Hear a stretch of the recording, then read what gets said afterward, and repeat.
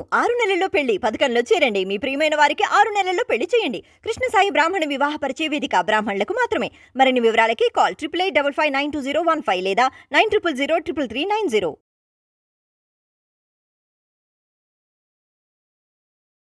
గురుగారు, దేవుళ్ళకు కూడా జాతకాలు ఉంటాయా? దేవుళ్ళకు జాతకాలు ఉంటాయి, వారి ఇండ్లకు వాస్తులు ఉంటాయి. ఆ జాతక గ్రహ ప్రభావాలు వాళ్ళు శుభాశుభాలన్నీ అనుభవిస్తారు.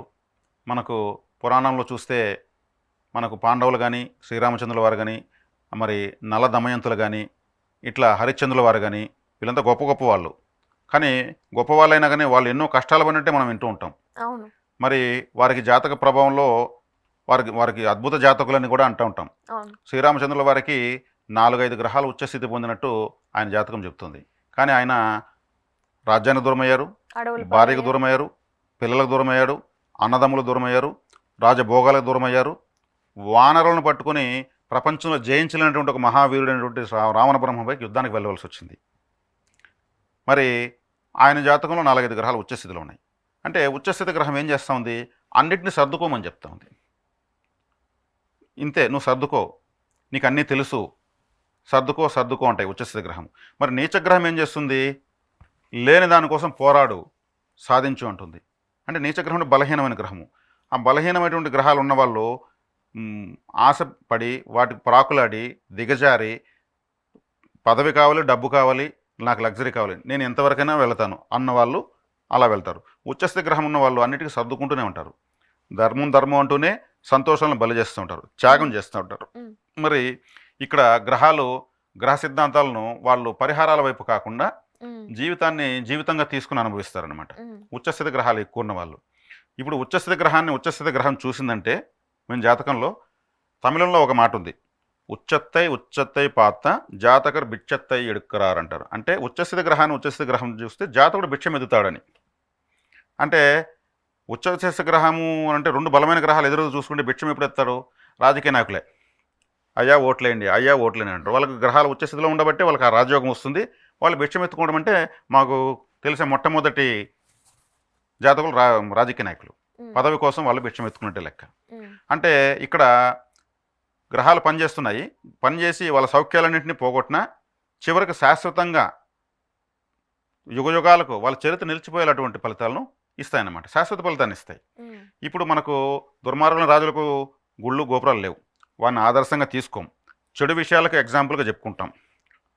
మరి గొప్ప విషయాలకు మనం ఆదర్శంగా తీసుకోవాలన్నా ఒక జ్ఞానాన్ని, ఒక క్రమశిక్షణని, లేదా జీవితానికి మనము రోల్ మోడల్గా తీసుకోవాలన్నా వీళ్ళనే తీసుకుంటాం. అంటే శాశ్వత ఫలితాలని, అంటే గ్రహాలు ఇక్కడ జాతకాలు పనిచేస్తున్నాయి.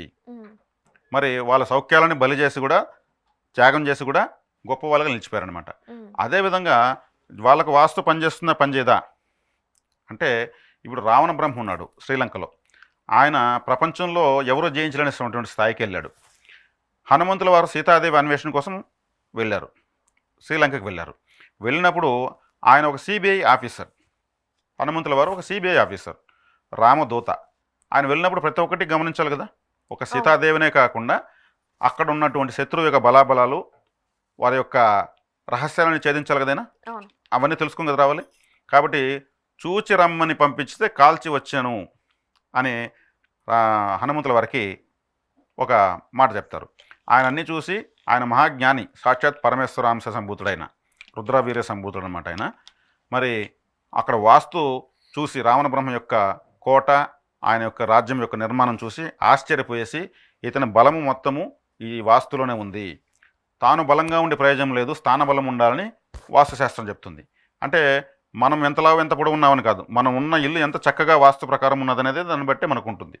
ఒక రాజకీయ నాయకుడికి కూడా అతనికి ఎంత డబ్బు ఉందనేది కాదు, అతను ఉన్నటువంటి పదవి అతనికి బలాన్ని సూచిస్తుంది.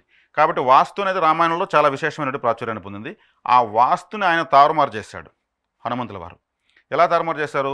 మిట్టగా ఉన్నటువంటి ప్రాంతాన్ని పల్లం చేసి, పల్లంగా ఉండాల్సిన దాన్ని మిట్ట చేసి, అక్కడ కాల్చేసి, అవన్నీ సరిదిద్దుకునేలోపు శ్రీరాముల వారిని తీసుకెళ్ళిపోయారు. అంటే వాస్తు మళ్ళీ ఆయన సక్రమంగా చేసుకోకూడదు. అంటే వాస్తుకు అంత శక్తి ఉంది. కాబట్టి వాస్తుకు చాలా ప్రాధాన్యత పురాణాల్లో ఇచ్చారు. అదేవిధంగా మహాభారతంలో మైసభ కట్టారు ధర్మరాజుల వారు మయబ్రహ్మ చేత. అక్కడ ఆయన రాజసూయాగం చేసి అందరూ అతిథులు పిలిచి విందిచ్చారు. దుర్యోధన చక్రవర్తి కూడా వచ్చాడు. ఎందుకంటే వాళ్ళ సహోదరుడే కాబట్టి, వాళ్ళ పెద్దనాన్న కొడుకు కాబట్టి. ఆయన దుర్యోధన చక్రవర్తి, ఆయన ఒక రాజ్యానికి రాజు.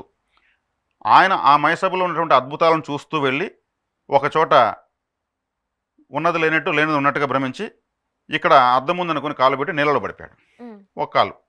అప్పుడు ద్రౌపదీదేవి నవ్వడము అనేది మనకు సినిమాలో చూపిస్తూ ఉంటారు, పెద్దలు చెప్తూ ఉంటారు. అప్పుడు దుర్యోధన అవమానంగా భావించి అక్కడి నుంచే పూర్తిగా మహాభారతం మారిపోయింది. వాస్తు ప్రాబ్లం వల్లనే మహాభారతం ఒక సంగ్రామం వరకు దారితీసింది. అదే అవమానం జరగకుండా ఉంటే, అదే ద్రౌపదీదేవి నవ్వకుండా ఉంటే దుర్యోధనుడు మామూలుగా భోంచేసి వెళ్ళిపోయాడు కదా. అంటే మయబ్రహ్మ, సాక్షాత్ మయబ్రహ్మ కట్టిన ఇల్లే వాస్తు ప్రాబ్లం ఉన్నట్టే కదా లెక్క. అక్కడ ఆ ఇంట్లోనే కదా వాళ్ళకు బీజం పడింది. జోదం ఆడాలని, వీళ్ళని అవమానించాలని, అడవుల పాలు చేయాలని, అవసర పాలు చేయాలని, ఏకంగా వాళ్ళని చంపేయాలనేసి కూడా బలమైన బీజం పడింది అక్కడే. అంటే మహాభారతం వాస్తు లోపంతో ఉంది. రామాయణం కూడా వాస్తు బలంతో ఉంది. రావణాసుడు యొక్క కోట, ఆయన నిర్మాణం అంతా అని మనకు తెలియజేస్తుంది అనమాట. కాబట్టి ఇక్కడ రాజులకు జాతకాలు ఉన్నాయి, వాళ్ళ కోటలకు వాస్తులు ఉన్నాయి, వాటికి ప్రభావాలు ఉన్నాయి. వీటిని ఇంకా చర్చించుకుంటే ఎక్కడికి వెళ్తుంది, మనకు అర్థమైనంత వరకు ఇక్కడ వరకు చాలు. అవును, 6 నెలల్లో పెళ్లి పథకంలో చేరండి. మీ ప్రియమైన వారికి 6 నెలల్లో పెళ్లి చేయండి. కృష్ణ సాయి బ్రాహ్మణ వివాహ పరిచయ వేదిక బ్రాహ్మణులకు మాత్రమే. మరిన్ని వివరాలకి కాల్ 8855920115 లేదా 9000333990.